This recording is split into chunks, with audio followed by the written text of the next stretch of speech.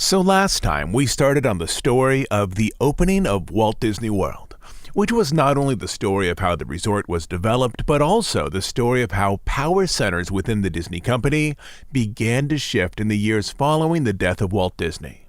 One significant area of influence, the WED designers, was overseen by Dick Irvine. Another area, the operations managers, those individuals who managed Disneyland and would later manage Disney World, was overseen by Dick Nunes. Though Dick Nunes initially worked on the Florida project largely from the West Coast, as that was the planning center for the resort, by the fall of 1970, like other Disney executives, he could see how the Florida project was beginning to unravel. Quote, J.B. Allen, the contractor overseeing construction, was reporting to us that they couldn't meet the deadline. Nunes said, couldn't have the place ready for the October 1st opening. Well, that was just not an option for us. We had to open on time. The well was dry. We'd run out of money. The problems, however, were larger than Nunes initially believed, with members of the J.B. Allen team explaining in detail to Roy Disney the difficulties on site. At one crucial meeting, Roy Disney fired Johnny Allen and his construction company from the Disney site and made the unusual decision to bring the entire project under Disney's management, though Disney itself had little experience overseeing construction projects of this size.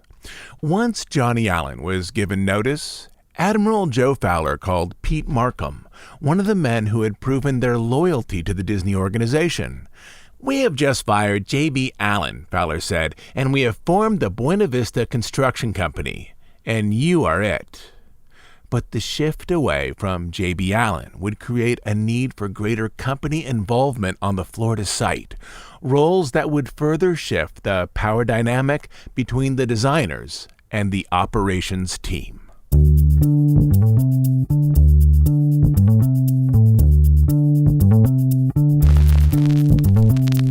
In October 1970, less than a year before the resort was scheduled to open, J.B. Allen removed its team from the Florida site, and Pete Markham hired his own supervisors and crew chiefs in an attempt to wrangle the project back on track.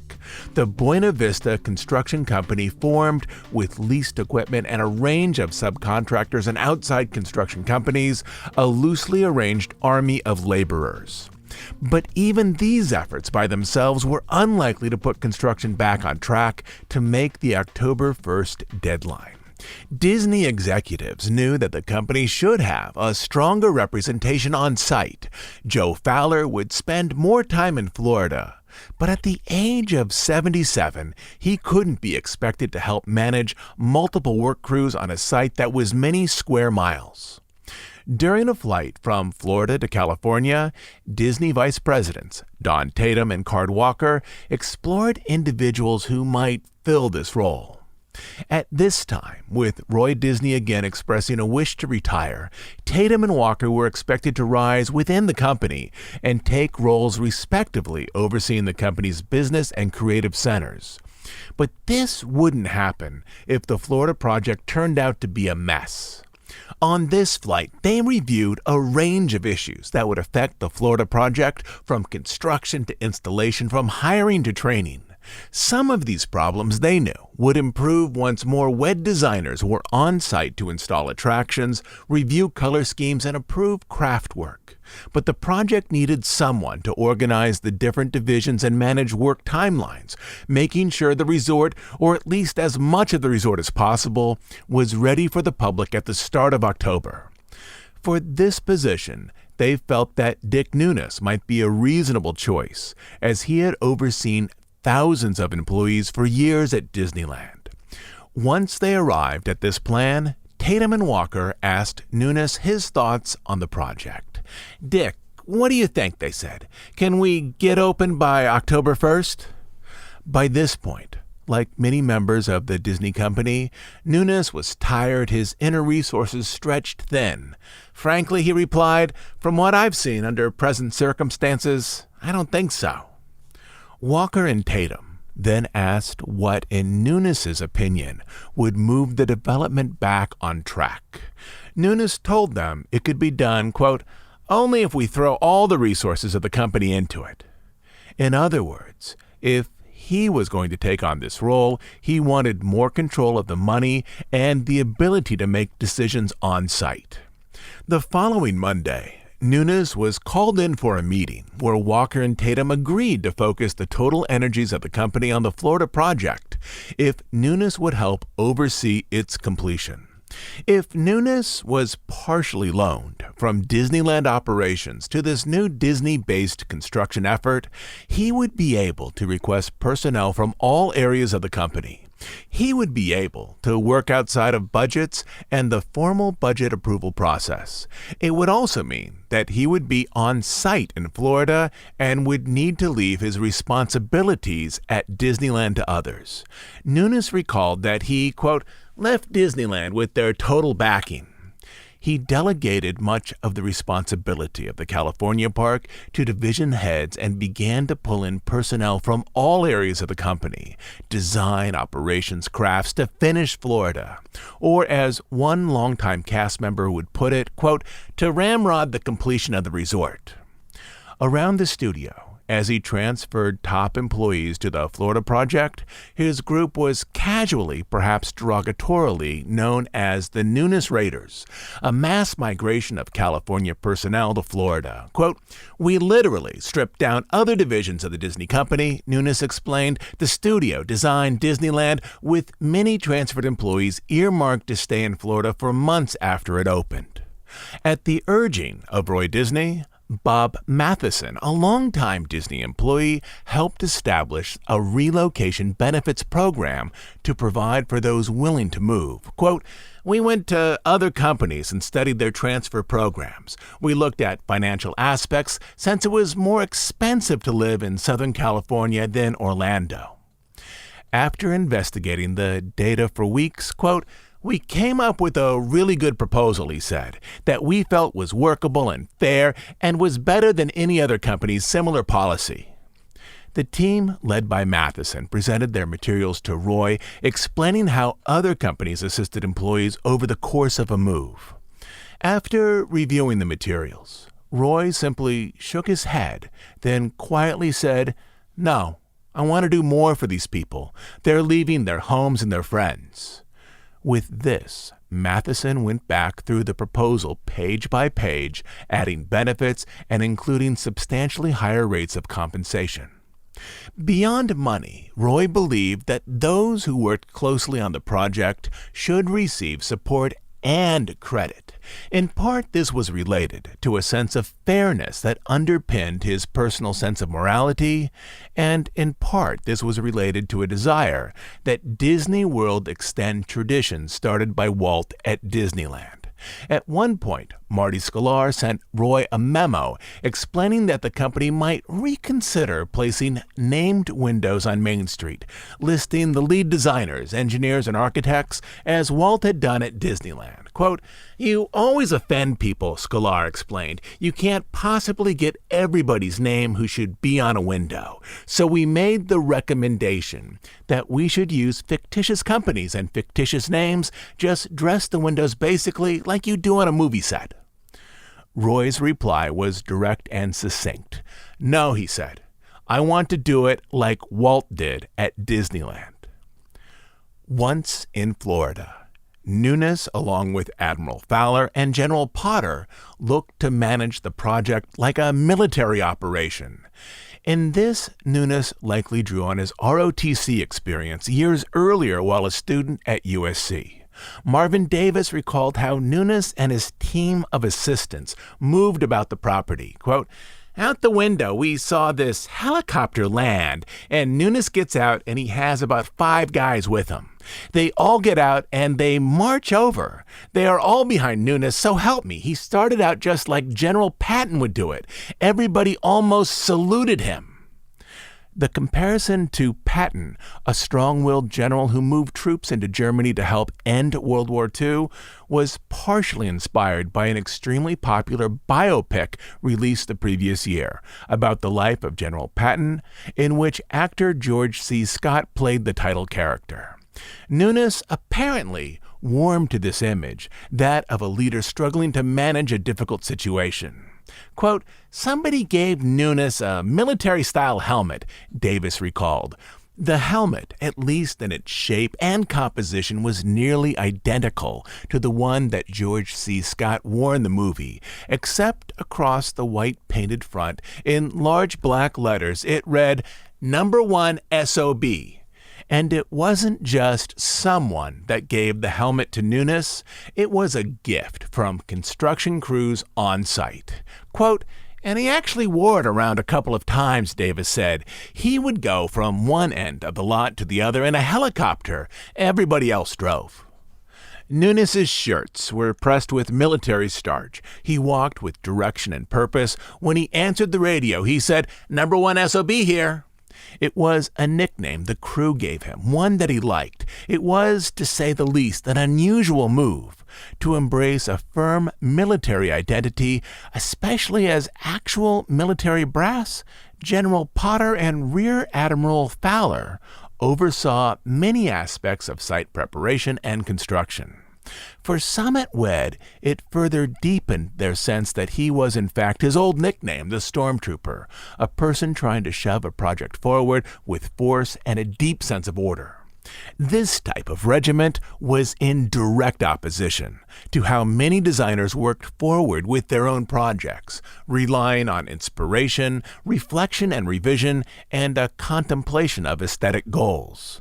But even Marvin Davis, one of Nunes' harshest critics, admitted that he, quote, "was probably the best man for the job because he drove a tight ship." But there was one aspect of the helmet that Nunes didn't initially understand.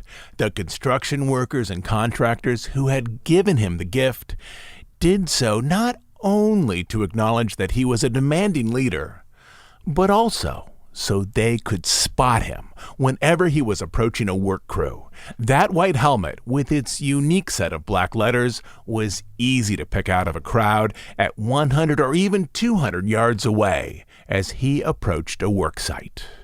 As Nunes' role grew more important on the Florida project, Dick Irvine sought to delineate his role as equally important or perhaps more so than that of Nunes and the other operations managers. In essence, Irvine wanted to ensure that in terms of project development, Nunes focused on construction, hiring, and training, and didn't change design plans approved by WED. Dick Irvine explained to Nunes that he didn't want Nunes putting forward any orders to change any presently approved plans, particularly if those changes were focused entirely on the needs of park operations. "Dick," Nunes said, "there will be change orders." As if to demonstrate his new authority, Nunes issued a change order shortly after returning to Florida in this new role. Quote, "So I get to the main gate, and there's a little bit of a problem," Nunes recalled. A crew was framing in an area for raised cement planting beds, which would limit guest movement, particularly on crowded days. These planting areas, placed where they were, would encourage guests to slow down or perhaps stop entirely just after they entered the park. Quote, "So I called Dick Irvine," Nunes said, "and I said, 'Dick, you have to come out and look at this.'" During those weeks, Nunes carried a portable tape recorder on which he dictated directions for various teams. He thought it was important to record these notes as he spotted problems, even though a portable tape recorder in 1971 would have been nearly the size of a shoebox and weighed a couple of pounds. His recorded comments were often filled with direct and colorful language, which his secretary, Kathy, cleaned up as she turned them into memos which she distributed overnight. Nunes would later say, quote, "We got all our energies going in one direction after that, but we knew it was going to be a race." One of his lieutenants, Bob Matheson, recalled that during these months, Nunes would become flustered attempting to manage multiple projects. One afternoon, Matheson saw Nunes grab his two-way radio, thinking he was grabbing the tape recorder.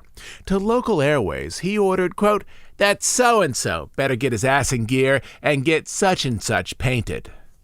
Matheson remained quiet as Nunes barked out his commands, but when he was done, he said, "Dick, You just gave the note on the two-way radio."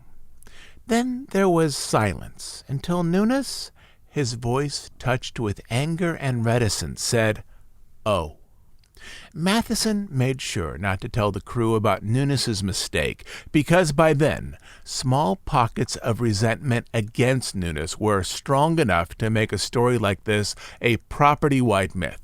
Almost any small problem, according to Matheson, made Nunes, quote, go ballistic.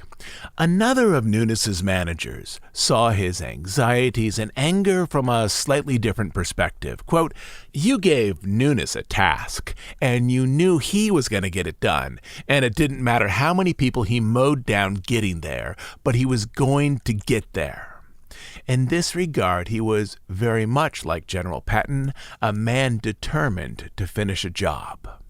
As construction moved toward summer, one of the points of concern involved the two hotels, the Polynesian and the Contemporary. At this time, Disney had no experience with hotel construction and management. In Anaheim, the Disneyland Hotel was owned and operated by the Rather Corporation on land leased from Disney. A similar situation was arranged in Florida, with U.S. Steel building the hotels on land that Disney owned. As at Disney, executives at U.S. Steel regularly flew from their home offices in Pittsburgh to check the progress of the two hotels, but over time they became skeptical that the construction crew might not be able to open the Magic Kingdom on October 1st, even if Disney now managed the site. Their skepticism, in part validated by the problems with J.B. Allen, required Roy Disney, Dick Nunes, and others to meet with them at their corporate offices. Quote, "We went to Pittsburgh," Nunes explained, "to have a meeting with their top executives." The CEO of U.S. Steel said, "We're really concerned about the opening of the Magic Kingdom. Why do we have to have the hotels open if you aren't going to have the Magic Kingdom open?" Roy turned to Nunes and asked, "Are we going to open on October 1st, 1971? "Sir, we're going to open on October 1st, 1971, Nunes said. Then, making light of the situation, Nunes added that they would open even if they needed to recast some construction equipment presently on site as temporary rides, even, quote, "if we have to use the bulldozers for capacity." At this, people in the room chuckled. "Okay, there's the answer," Roy said, "and we expect to have the hotels opened." With this, U.S. Steel focused on the opening timeline, attempting to bring the work now behind schedule up to date. But elsewhere on the Florida site, other issues were beginning to boil up into serious problems. The ongoing skirmishes between Dick Irvine's design team and construction managers weren't simply about usability. These disagreements at times were also about aesthetics. Pete Markham, manager of Disney's construction division, recalls an incident where he was reviewing progress on Main Street with wet art director Bill Martin, who was displeased with the placement of a window, believing it was too close to the door.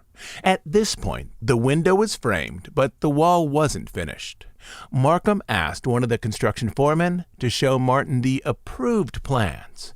"I don't care what the plans say," Martin replied. "It's too close." Markham, understanding that resistance would lead to a long disagreement, simply turned to the foreman and said, "Okay, Stu, move the window over 3 inches. But as the team began to adjust the window, Martin realized that the move would shift the building's visual balance. Instead, he changed his order. "No, leave the window alone. It's good. Move the door."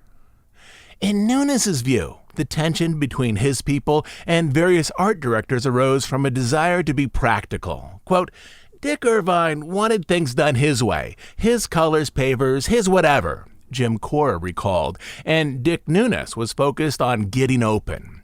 And some things that Dick Irvine wanted to do would have taken more time. And Nunes was afraid of the changes eating up the calendar. Pete Markham put it more directly, quote, "That's the way the art directors work. They see it and that's it. They don't care what the engineers and the architects do."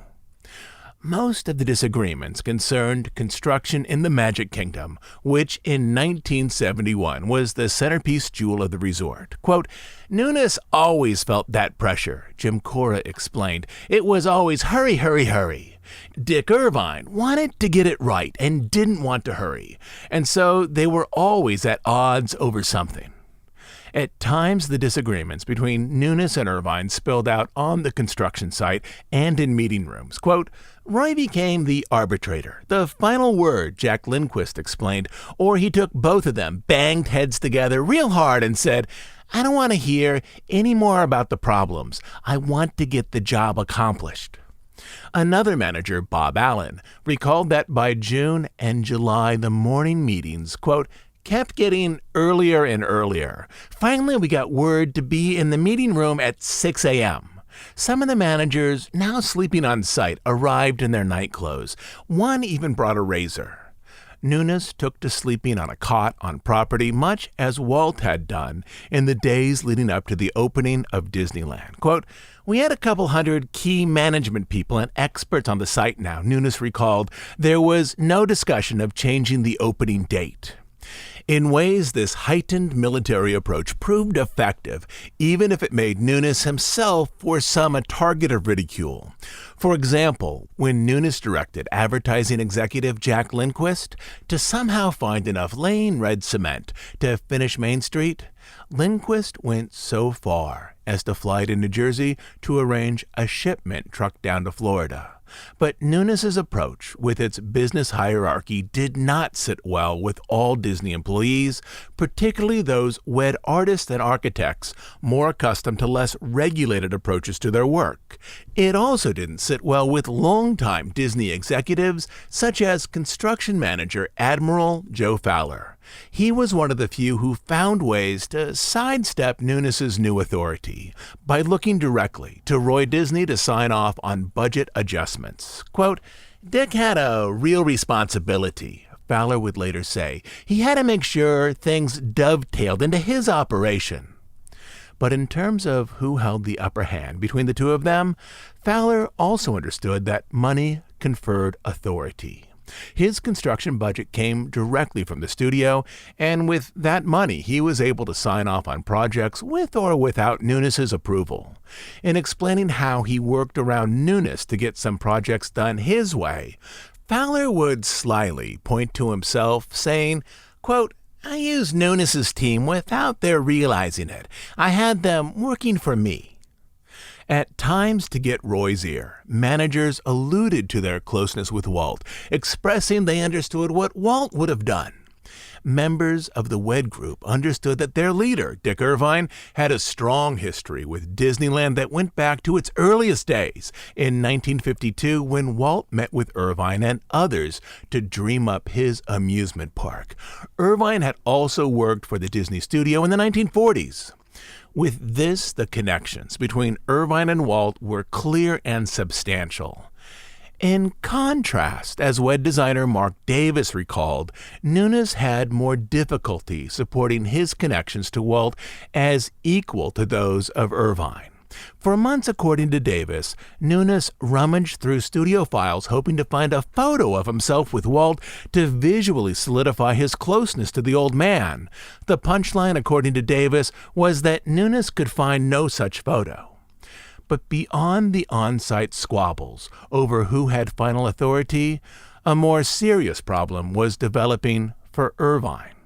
At the age of 61, after endless battles at the studio and in Florida, he was experiencing heart trouble, a pain in his chest he could no longer ignore, something like a dot of fire that never completely went away. According to his doctor, the stress from the massive Disney project was too much for him.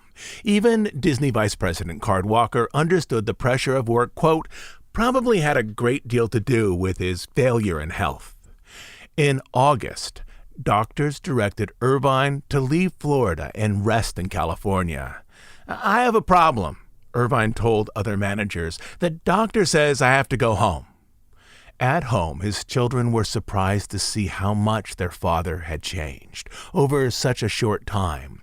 One of his daughters recalled that he, quote, came back from Florida so sick.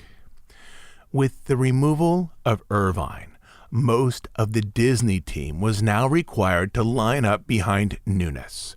Because of this power shift, whisper campaigns, perhaps started by creative groups, expressed discontent with Nunes' management style. One slogan was that Disney World property would be all right, quote, once the Nunes wears off. Another slogan, in reaction to Nunes' firm managerial style, was, quote, Dick Nunes before he dicks you. One employee even printed one of these slogans onto small lapel buttons. Those behind these smear campaigns were likely upset that Nunes had won the battle with Irvine by default, not with superior ideas or a stronger sense of organization, but simply because Irvine's health no longer allowed him to work on site. Despite the closet grumblings, despite the mock military environment, most everyone could see the Nunes strategy, bit by bit, was producing results. He was moving the project, at least for the most part, back on schedule. As Nunes gained control of the site, he looked to manage areas technically outside of Disney's control, including crews hired by U.S. Steel. At one point, Nunes explained that he wanted more authority over the hotels. To open as a functioning resort, Disney would need the hotels to open on time as well. Quote, "We want to come over and help you," Nunes told construction managers hired by U.S. Steel. "We'll just forget about the bookkeeping. Let's just get it opened." Despite a sense of collegiality between Disney and U.S. Steel managers, Nunes took a stern approach when talking with construction workers. One day while walking through the Contemporary, he passed a worker who snidely told his friend, "There goes one of the blankety-blank supervisors." Hearing this, Nunes turned around and replied, "I'm not one of those blankety-blank supervisors. I'm one of those blankety-blank-blank-blank-blank-blank-blank executives. Now, what is your blankety-blank-blank-blank problem?" When the situation cooled, Nunes explained that he was trying to oversee a project in which they could all have pride, a project whose eventual accomplishments would reflect well on workers' families as well. Van France, the man who had originally hired Nunes, initially didn't believe Dick's managerial style would work in Florida. Quote, "Nor did I have that much faith in what I called the Nunes Mafia," France explained. "He flew out about 100 people back there from various branches of the Disneyland operation, all handpicked to work for Dick with total loyalty."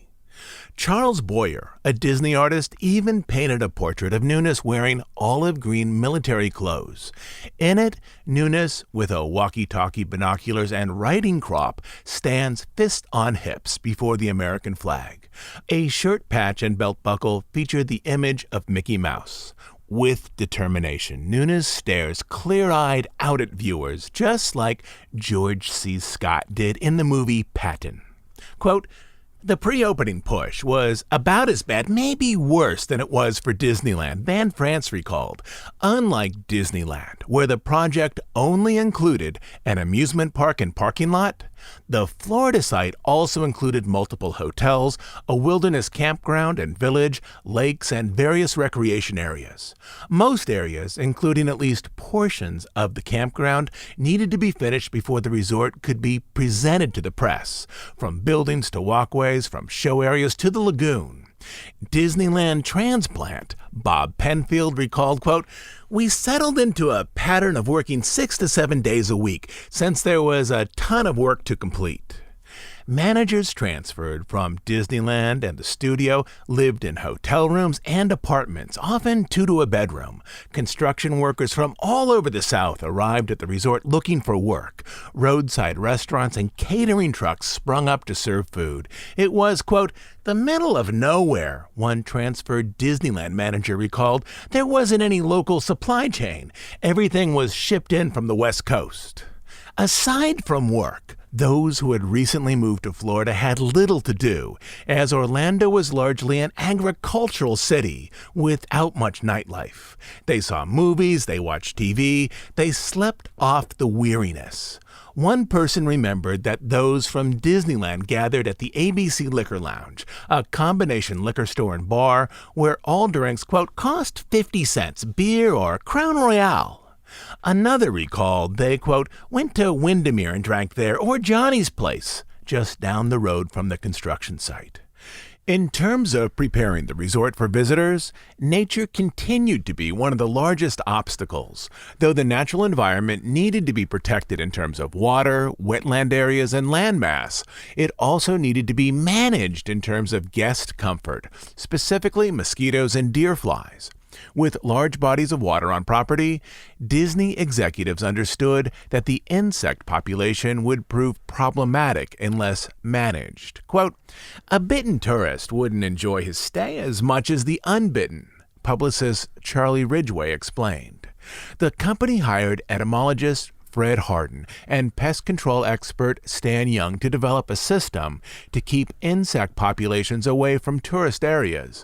To start with, they looked for natural ways to control insects, for example, by stocking the lake with largemouth bass. When the natural systems didn't fully manage the problems, they focused on ultra-low volume spray methods to dust the ground with aerosol-like mists of malathion and dibron in quantities so low as to not irritate people using the grounds for recreation. Specifically, Harden believed that they would be able to use, quote, 1/2 ounce per fluid acre compared to the gallons per acre under conventional spraying, thereby minimizing the amount of pesticide used in guest areas. Though Harden and Young hadn't yet tested low-volume spraying techniques, they planned to do so in the coming months, both by air and by truck. But they both agreed that, quote, the real test will come when the sprawling theme park clicks its gates open to 20,000 to 30,000 or more visitors each day. During the second week of July, Governor Askew of Florida visited the site. He had lunch with Roy Disney, Joe Fowler, Card Walker, and Dick Nunes, where they discussed the roadway problems leading to the park, as Disney officials were concerned that infrastructure overseen by the state was not yet large enough to accommodate the crowds they believed would arrive by car later in the year. The governor explained that the state had been investing $1 million a year since 1965 to build up roads around the resort and suggested that these efforts would continue into the future, though Disney executives still didn't believe that the current road system would accommodate the type of crowds and workforce they believed would descend on the resort shortly after it opened. After lunch, dressed in a white shirt and hard hat, the governor toured the construction site to find the park far from finished. A station wagon carried him from the entrance road to the resort area. Neither of the hotels were finished. The Contemporary in particular had a long ways to go, as the monorail track still needed to be laid through the interior of the massive A-frame building. Some facades on Main Street were complete, but their interiors were empty. Other areas of the park were open construction zones. Bulldozers moved over mounds of sand, trying to level out the ground for landscaping. Quote, pyramids of piping and stacks of lumber punctuated the tour route, one reporter noted.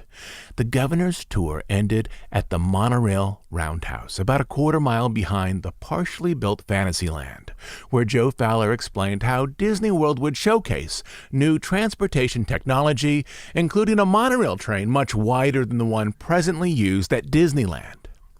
At this point, Fowler explained that they had only taken the monorail out on the beam for a few brief tests with mixed results. When the governor asked for a ride, Fowler looked at the other men in the tour party, then begrudgingly nodded his head. We can take you on a train ride, but we can't guarantee you getting back. A complicated piece of machinery doesn't always work its first time out. From there, Fowler and the governor walked up into the roundhouse and powered on a monorail. They rode it with the wheels turning slowly over the cement beam from the spur line out onto the main loop. They ventured as far as the upslope that elevated the train to the Contemporary Hotel, then stopped, as the beamway ended there, like a long cement plank dropping off into nothing. From their vantage point, they could see hundreds of people working on the hotel. The restaurant at the top wasn't yet walled in, Though upper floors had modular hotel rooms inserted into their steel slots, many lower floors were mostly open beams. Long-reach cranes were positioned on both sides of the structure. Around it, there was no landscaping of any kind, just open dirt along with a few trees. Together, the Disney team and the governor's people looked out at the structure. Then they put the train in reverse and began gliding back to the roundhouse.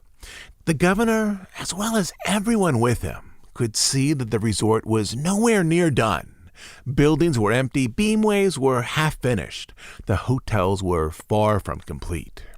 By this point, it was midsummer, and the resort was scheduled to open in early fall. As they rolled back to the roundhouse, passing construction crews in Tomorrowland, the Disney people in the monorail could feel the pressure from a slightly different angle now. They could see it through the eyes of the governor and his people, who expected that the resort would be closer to finished, that it would look more like the artwork they had seen on TV and in the paper. They could feel the pressure building. Roy Disney, Dick Nunis, and others. Opening day for the resort was T-minus 80 days and counting. They also knew this. For the next 11 weeks, every minute mattered. I'll be back next Sunday to continue our story about the grand opening of Walt Disney World. I'll also add in some shorter midweek episodes into our October schedule to discuss the new restaurants, nighttime spectaculars, and attractions, all of which have just opened at the Florida Resort for its 50th anniversary. If you enjoy this podcast, if you find these episodes a meaningful part of your week, please support us by becoming a monthly subscriber over on Bandcamp. On Bandcamp, you'll find dozens and dozens of extra episodes. But the best reason to subscribe is to make sure that this podcast continues to exist. You can subscribe at dhipodcast.bandcamp.com. I'll also leave a link in the show notes. I'll be back soon. And until then, this is Todd James Pierce.